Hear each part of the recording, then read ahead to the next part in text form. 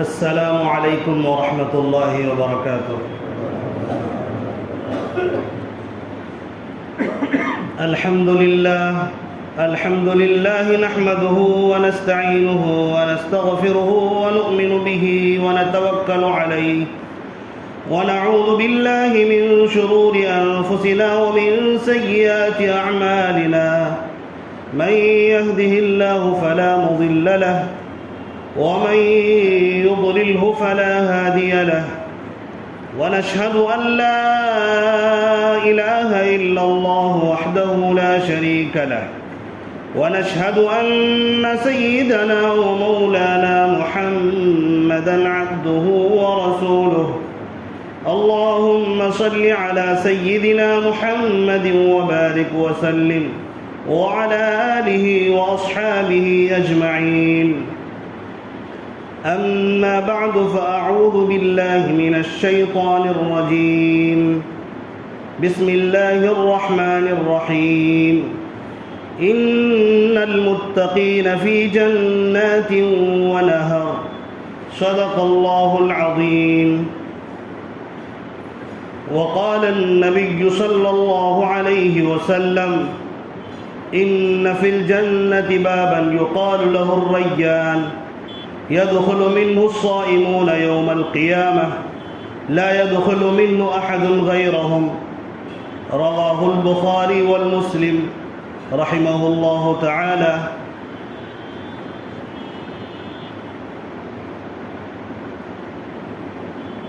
میرے واجب الاحترام بزرگوں اور بھائیوں اور اسلام کے غیور فرزندوں،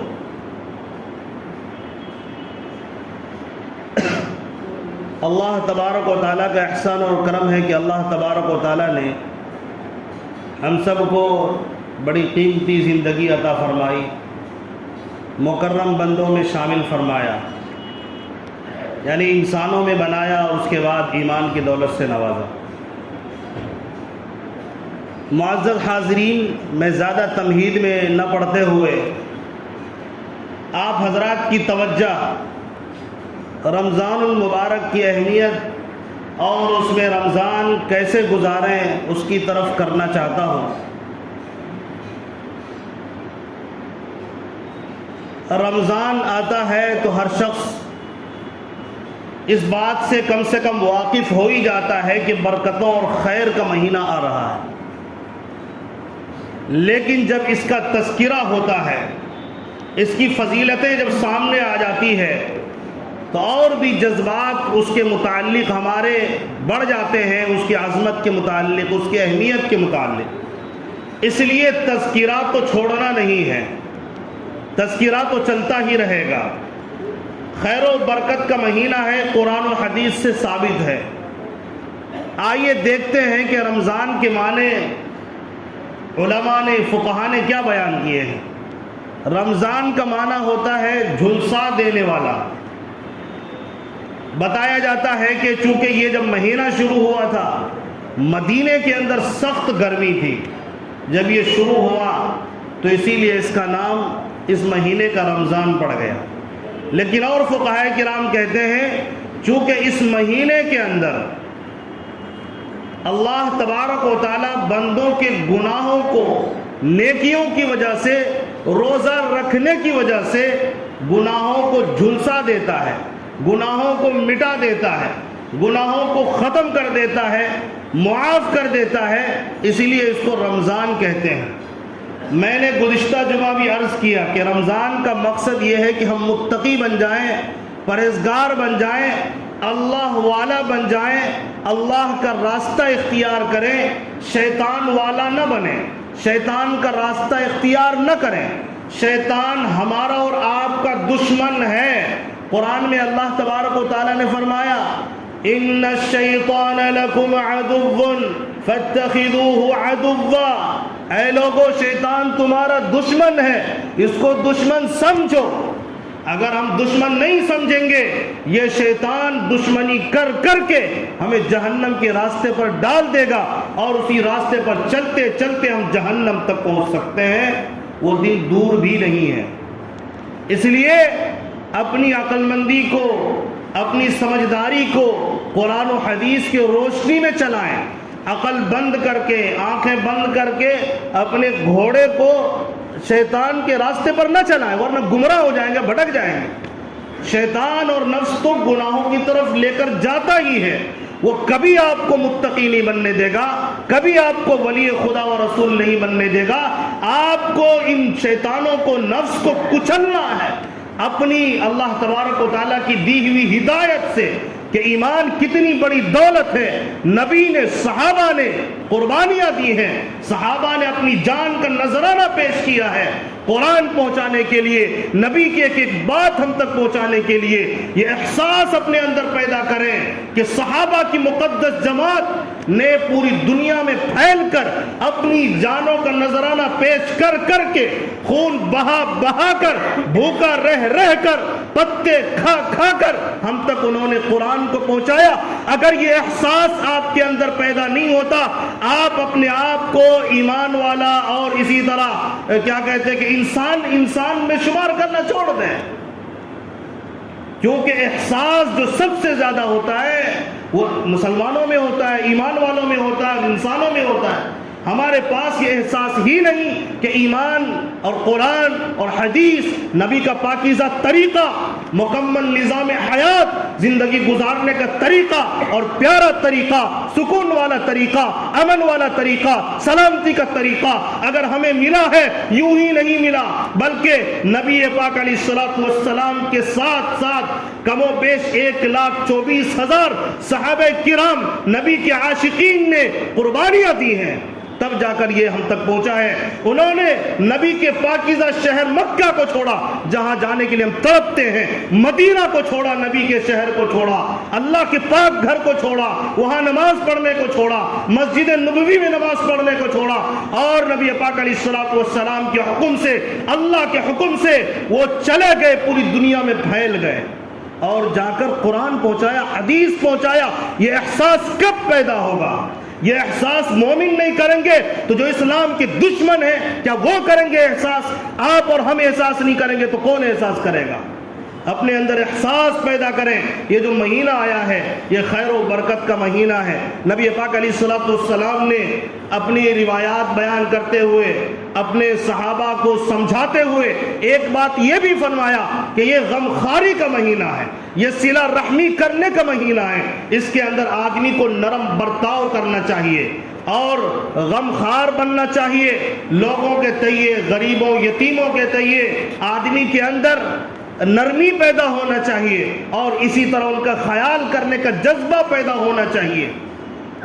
اس مہینے کے اندر میں نے عرض کیا کہ قرآن مقدس کی تلاوت خوب کرنا چاہیے۔ نبی پاک علیہ الصلوۃ والسلام نے اور صحابہ کرام نے، نبی پاک علیہ الصلوۃ والسلام کے بارے میں آتا ہے، حضرت عائشہ صدیقہ رضی اللہ تعالی عنہ فرماتی ہیں، ام المؤمنین حضرت عائشہ صدیقہ رضی اللہ تعالیٰ عنہ فرماتی ہیں، نبی پاک علیہ الصلوۃ والسلام اس مہینے میں 3 چیزوں کی کثرت کرتے تھے، 3 چیزوں میں زیادتی کر دیتے تھے۔ اگر ہم بھی نبی کے عاشق ہیں، اور اللہ کی قسم کوئی اس روئے زمین پر مومن بندہ ایسا نہیں ہوگا جس کا یہ دعویٰ نہ ہو کہ میں نبی کا عاشق ہوں، نبی سے محبت کرنے والا، نبی کا حبیب ہوں، کوئی اس کا انکار نہیں کر سکتا۔ جب انکاری نہیں ہے، جب اپنی زبان سے ہم اس بات کے اقرار کرتے ہیں، آئیے دیکھتے ہیں ہمارے معشوق نے، ہمارے محبوب نے کون سا عمل رمضان میں کیا۔ نبی پاک علیہ الصلوۃ والسلام عام دنوں میں بھی عبادتیں بہت کیا کرتے تھے، 3 چیزوں کی کثرت کرتے تھے رمضان میں، زیادہ کر دیتے تھے۔ نمبر 1 عبادت میں کثرت، فرائض واجبات تو تھے ہی، نوافل میں کثرت۔ روایات میں آتا نبی پاک علیہ الصلوۃ والسلام عبادت کرتے، عبادت کرنے کی وجہ سے پیر پھول جاتا تھا۔ اتنے طاقتور، نبی سے زیادہ طاقت کسی کو اللہ نہیں دیتا، وہ طاقت میں بھی زیادہ ہوتے ہیں، حسن و جمال میں بھی زیادہ ہوتے ہیں، علم میں، علوم میں اور کمالات میں بھی زیادہ ہوتے ہیں۔ اس نبی پاک علیہ الصلوۃ والسلام، ان نبی کی یہ حالت ہے، عبادت کرتے ہیں تو پیر پھول جاتا ہے، اور ہم تو چاہتے ہیں کہ تھوڑی سی تھکن بھی نہ ہو، اس لیے نہ عبادت میں دلچسپی لیتے ہیں، نہ کرنا چاہتے ہیں، اور ہم چاہیں کہ متقی بن جائے تو بہت مشکل کام ہے متقی بننا۔ پرہیزگار بننا مشکل کام ہے اور ہم اس کو مشکل سمجھ کے کرے ہی نہیں، یہ تو اور بھی حماقت کی بات ہے نا، یہ تو اور بے عقلی کی بات ہے۔ ہم اس کو مشکل کیوں سمجھتے ہیں؟ ایک ایک بندہ چاہے متقی بن سکتا ہے لیکن ہمارا ارادہ ہو۔ اسی لیے کسی شاعر نے کہا ہے اگر ہمت کرے پھر کیا نہیں انسان کے بس میں، اگر ہمت کرے پھر کیا نہیں انسان کے بس میں، یہ ہے کم ہمتی جو بے بسی معلوم ہوتی ہے۔ ہم بے بس ہو جاتے ہیں، ارے ولایت تو ان کے حق میں لکھا ہوا ہے جو مدرسے میں پڑھ کر عالم بنے، قرآن کو پڑھا سیکھا، وہی لوگ ولی بن سکتے ہیں، ہم ولی نہیں بن سکتے، ہم متقی نہیں بن سکتے۔ یہ نظریہ اپنے دماغوں سے نکال کر پھینک دیں، احساس کمتری میں مبتلا ہونا چھوڑ دیں۔ آپ نے کیا شرابی کا واقعہ نہیں سنا؟ بہت سارا شرابی ولی بنے، بہت سارے چور ڈاکو ولی بنے ہیں۔ ایک ڈاکو کا واقعہ یاد آیا، بعد میں چل کے بڑے محدث بڑے مفسر بنے۔ ڈاکہ ڈالتے ہوں گے، بچپن میں تو نہیں ڈالتے ہوں گے، جوانی میں ڈالتے ہوں گے نا ڈاکہ۔ ڈاکہ ڈالنے کے لیے ایک مرتبہ گھر پر پہنچے، گھر سے تلاوت کی آواز آ رہی تھی رات میں، اور تلاوت میں یہ آیت سورہ حدید کی 27ویں پارے کی آیت پڑھی جا رہی تھی، أَلَمْ يَأْنِ لِلَّذِينَ آمَنُوا أَن تَخْشَعَ قُلُوبُهُمْ لِذِكْرِ اللَّهِ وَمَا نَزَلَ مِنَ الْحَقِّ۔ کیا ایمان والوں پہ وہ وقت نہیں آ گیا کہ ان کے دل اللہ کے خوف سے لرز جائیں، اور جو اللہ کی طرف سے نازل کردہ چیزیں ہیں اسے جب سنے ان کے دل کے اندر تڑپ پیدا ہو جائے اور وہ گھبرا جائیں، وہ ڈر جائیں۔ جب یہ آیت کو سنا راستہ اسی وقت بدلا انہوں نے، اور بدلنے کے بعد توبہ کیا، آگے چل کے بڑے محدث بڑے مفسر بڑے ولی بنے۔ ان کا نام حضرت فضیل بن عیاض رحمۃ اللہ علیہ غالباً، جہاں تک مجھے یاد آتا ہے۔ ایسا نہیں ہے کہ مدرسے میں ہی پڑھیں گے تو یا کسی شیخ کے صحبت میں ہی رہنا ضروری ہے، ہاں اس دور میں کسی شیخ کامل سے رہنا اس لیے بھی ضروری ہے، آدمی کی صحبت اچھی ہوگی تو کام اچھا کرے گا۔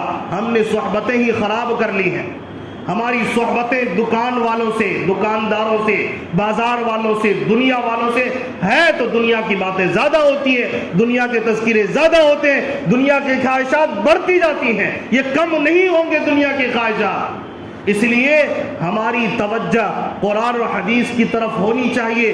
یہ اپنے دماغ سے نکال دیں کہ ہم ولی نہیں بن سکتے، ایک ایک شخص ولی بن سکتا ہے، متقی بن سکتا ہے۔ اور یہ مہینہ آ گیا اللہ کی طرف سے، اور اللہ نے کہا روزہ میں نے اس لیے رکھوایا تاکہ جب بندہ بھوکا رہے گا، اس کے پاس گناہ کرنے کی طاقت نہیں ہوگی، دن بھر بھوکا رہے گا، یہ گناہ کی طرف نہیں جائے گا، اور اس کی وجہ سے اور خواہشات کمزور پڑیں گی، عبادت کی طرف توجہ مبذول ہوگی۔ اور اللہ نے یہ احسان کیا، سرکش شیاطین کو اللہ نے اس مہینے میں قید کر دیا۔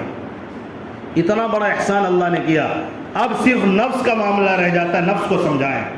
ایک مہینے کی تو بات ہے بھائی، ایک مہینہ گناہوں کو چھوڑ دو، ایک مہینہ قرآن پڑھ لو زیادہ، ایک مہینہ عبادت میں کثرت کر لو، کوئی نماز نہ چھوٹے، کوئی روزہ نہ چھوٹے، کوئی تلاوت نہ چھوٹے، ذکر و اذکار نہ چھوٹے، کوئی نوافل نہ چھوٹے، فرائض کے ساتھ ساتھ اشراق پڑھنے لگیں، اوابین پڑھنے لگیں، اشراق اسی طرح اوابین، تہجد کی نمازیں ہماری قضا نہ ہو، تمام نمازوں کو پڑھنا شروع کر دیں، نوافل کی کثرت کریں۔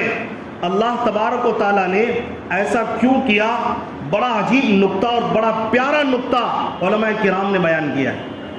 اللہ تبارک و تعالیٰ اس مہینے کو لانے کے بعد بھوکا رہنے کو کہا، اور اس کا نام روزہ رکھ دیا، صوم، یعنی روزے دار بندہ 3 چیزیں نہیں کر سکتا روزے کی حالت میں، نہ کھا سکتا ہے، نہ پی سکتا ہے، نہ بیوی سے ہم بستری کر سکتا ہے۔ اللہ تبارک و تعالیٰ گویا یہ کہنا چاہ رہا ہے کہ تم فرشتوں جیسا بن جاؤ، حیوانیت ختم کر دو۔ فرشتے نورانی مخلوق ہیں، ان کے پاس بیوی نہیں ہے، نہ ان کو کھانے کا تقاضا ہے، نہ ان کو پینے کا تقاضا ہے، لہٰذا رمضان آیا، دن بھر کھانا چھوڑ دو، دن بھر پینا چھوڑ دو، دن بھر بیوی سے ملنا چھوڑ دو، تمہارے اندر فرشتوں کی کوالٹی، فرشتوں کی صفت پیدا ہو جائے گی۔ اور فرشتوں کی صفت کیا ہے؟ لا یعصون اللہ ما امرہم ویفعلون ما یؤمرون، کہ فرشتے وہ مخلوق ہے جس کام کا اللہ اللہ تبارک و تعالیٰ نے حکم دیا وہ نافرمانی نہیں کرتے، اللہ کے حکموں پر چل پڑتے ہیں، اللہ تبارک و تعالیٰ نے اس طرح ان کو بنا دیا، یہی کام ہم روزے میں کرنا شروع کر دیں۔ ہم بھوکے ہیں، پیاسے ہیں، تو گناہوں سے بچنے کا اہتمام کریں اور عبادات میں کثرت کریں، تو اللہ تبارک و تعالیٰ نے کہا گویا کہ حیوانیت میں کمی آنی چاہیے۔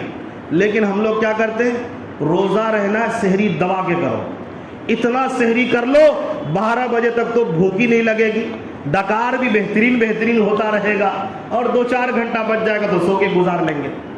بھائی یہ مہینہ کم کھانے کا ہے، آپ پھر وہی معاملہ ہو جائے گا۔ اللہ تبارک و تعالیٰ جو تقوی چاہتا ہے بھوکا رہنے سے، اٹھائیے ولیوں اور بزرگوں کو جنہیں ہم مانتے ہیں، نبی پاک علیہ الصلوۃ والسلام کی زندگی دیکھیں، صحابہ کی زندگی دیکھیں، یہ کم کھاتے تھے، عبادت زیادہ کرتے تھے، لیکن ہم نے کھانا شروع کر دیا اور سحری میں خوب دبا کے کھاتے ہیں تاکہ 12 بجے تک بھوک نہ لگے، اور 12 بجے سے جو عصر تک مغرب تک ہم بھوکا رہے ہیں، مغرب میں اتنے آئٹم کھا لو کہ بس جو 5 گھنٹے بھوکے رہے اب اس کا احساس ہی ختم ہو جائے۔ اب نہ تراویح میں دلچسپی ہے، تراویح 20 رکعت پڑھنی ہے، یہ 20 بار بیٹھے گئے، ہر 2 رکعت کے بعد بیٹھ جائے گا، ادھر تلاوت چل رہی ہے، ادھر بیٹھ کے کبھی ادھر ٹائم پاس کر رہا ہے، کبھی ادھر ٹائم پاس کر رہا ہے، جب امام رکوع میں جائے گا تو دوڑ کر آئے گا۔ یہ ہماری حالت ہے کہ نہیں؟ بتائیے، کچھ لوگ بیٹھے رہتے ہیں وہیں پر جب امام رکوع میں جائے گا۔ بھائی تراویح میں قرآن سننے آئے ہیں یا صرف تراویح کی نماز پڑھنے آئے ہیں؟ تراویح میں سننے آئے تو اپنے اندر اتنا کھا لیتے ہیں کہ سستی کاہلی پیدا ہو جائے۔ پہلے زمانے میں بھوکا رہنے کی وجہ سے غشی آتی تھی، پہلے زمانے میں بھوکا رہنے کی وجہ سے آدمی بیمار پڑتا تھا، لیکن اس زمانے میں کھانے کی وجہ سے بیمار پڑ رہا ہے۔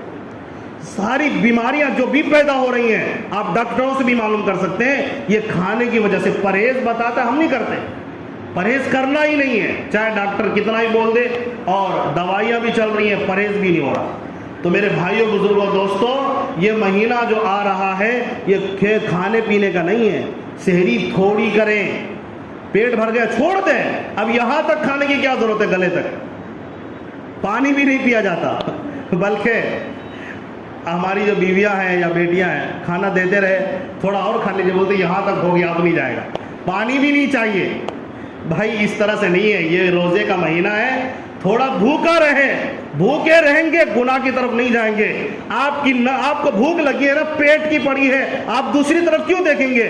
دل کرے گا قرآن پڑھ لو، پیارا مہینہ ہے، دل کرے گا نماز پڑھ لو، پیارا مہینہ ہے، اللہ تبارک و تعالیٰ سے مانگ لو۔ میں کہہ رہا تھا کہ نبی پاک علیہ الصلوۃ والسلام 3 چیزوں میں کثرت کرتے تھے، نمبر 1 عبادت، نمبر 2 سخاوت کا اہتمام نبی پاک علیہ الصلوۃ والسلام اس مہینے میں اور مہینے سے زیادہ کرتے تھے۔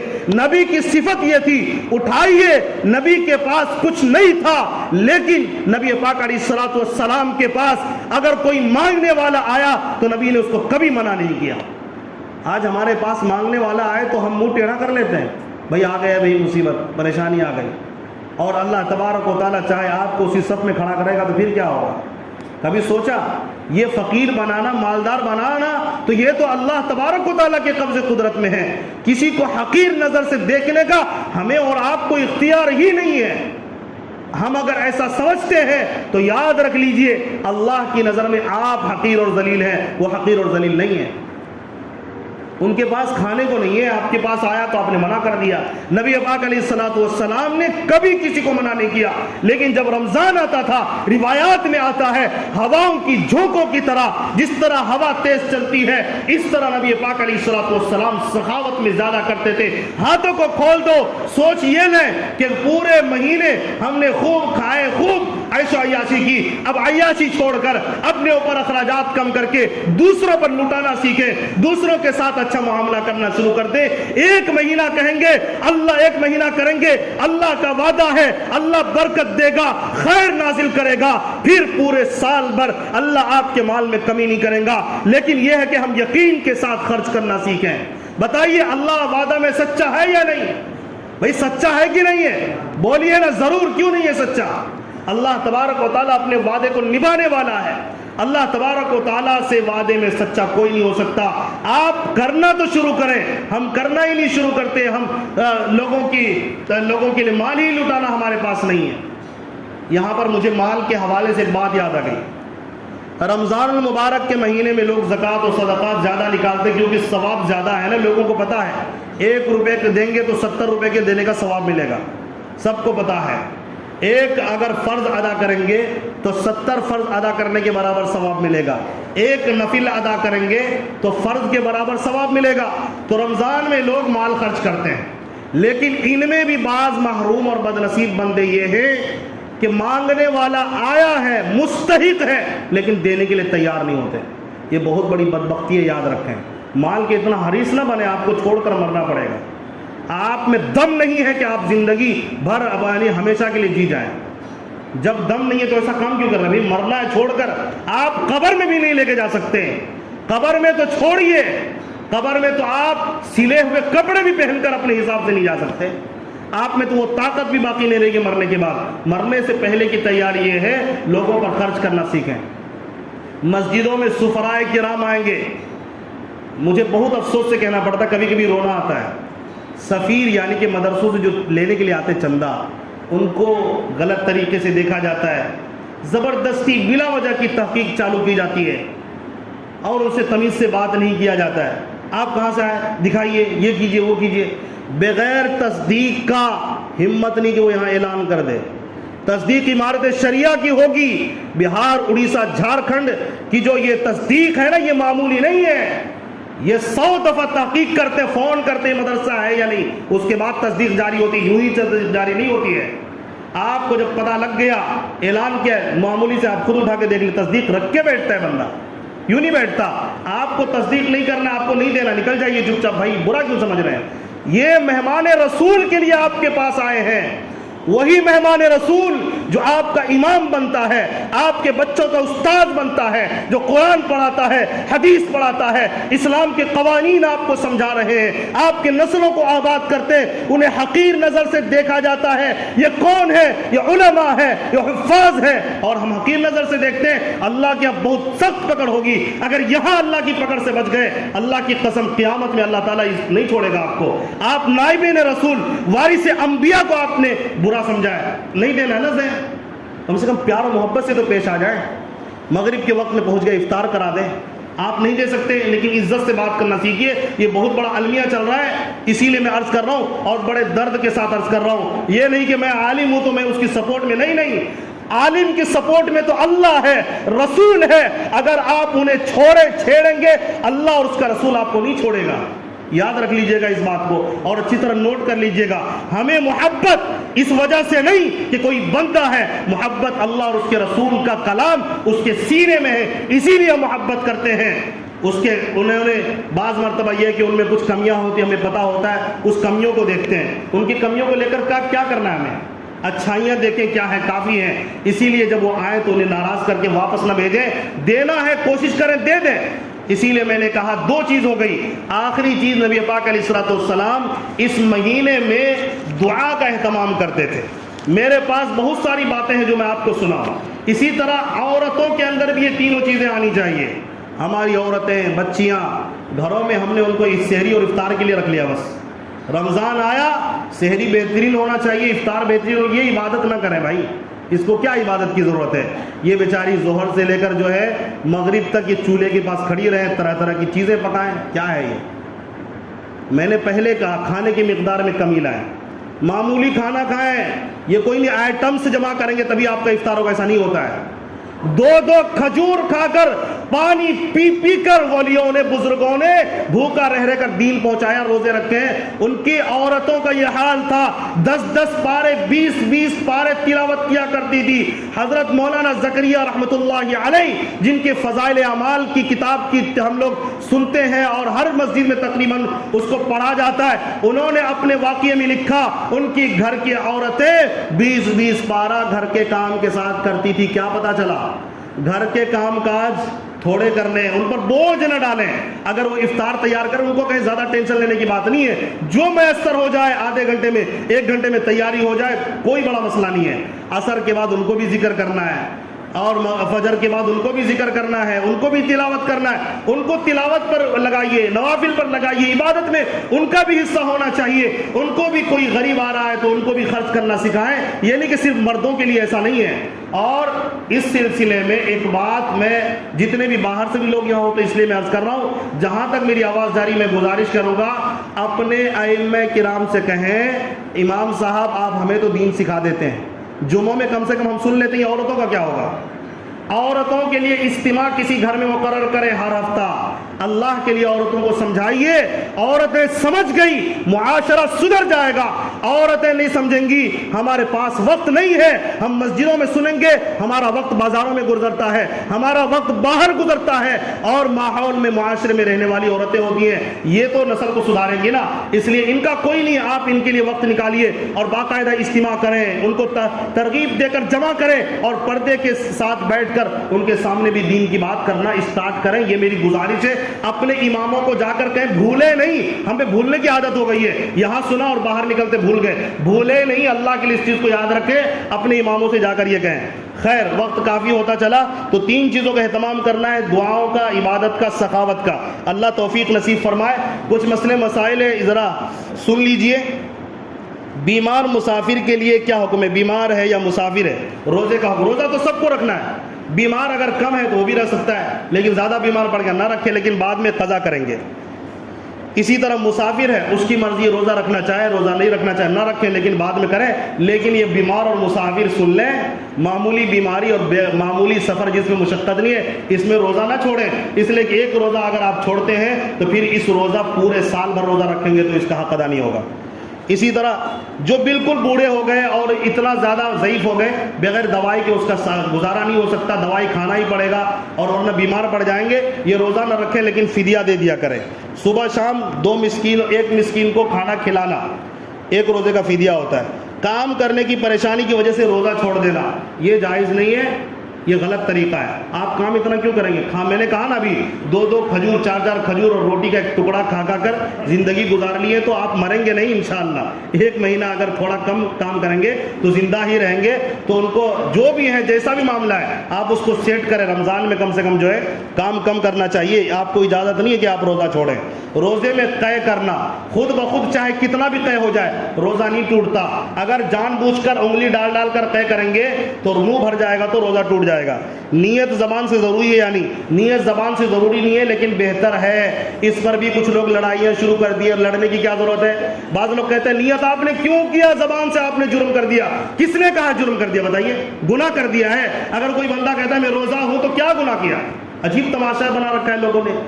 یہ بہتر ہے اگر نیت کر لیا تو بھی, نیت اصل دل کا نام ہے کہ آپ نے ارادہ کر لیا مجھے روزہ ہے. اگر کوئی بندہ بول دے اللہ میں روزہ ہوں تو کیا غلطی کیا ہے؟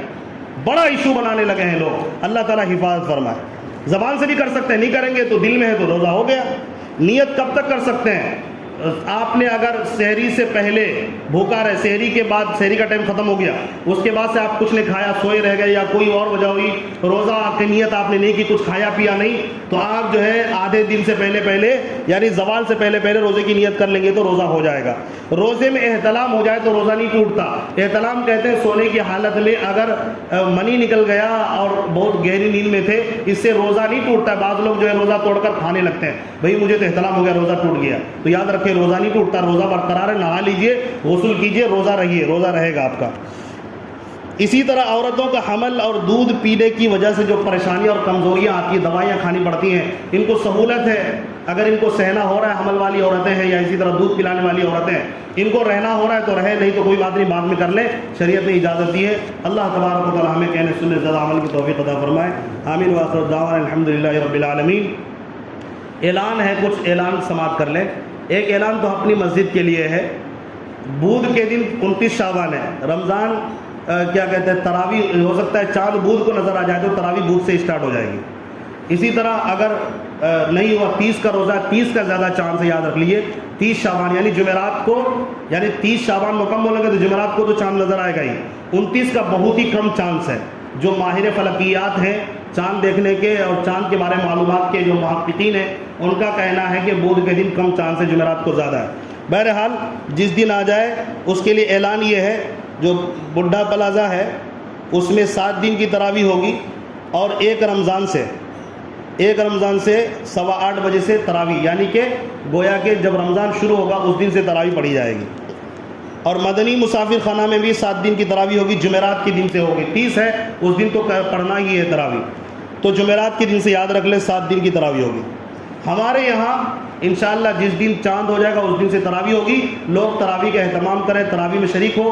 19 رمضان تک ہمارے یہاں تراویح کا اہتمام ہوگا، یعنی 19 رمضان ہوگا اور 20ویں شب ہوگی، اس دن تک آپ تراویح یہاں سکون سے پڑھیں، اور پڑھنے کے بعد آپ کو 1 دن کا وقت ملتا ہے، کہیں اعتکاف کرنا ہو تو کسی بھی مسجد میں یا یہاں یا کہیں اور جا کے آپ کر سکتے ہیں۔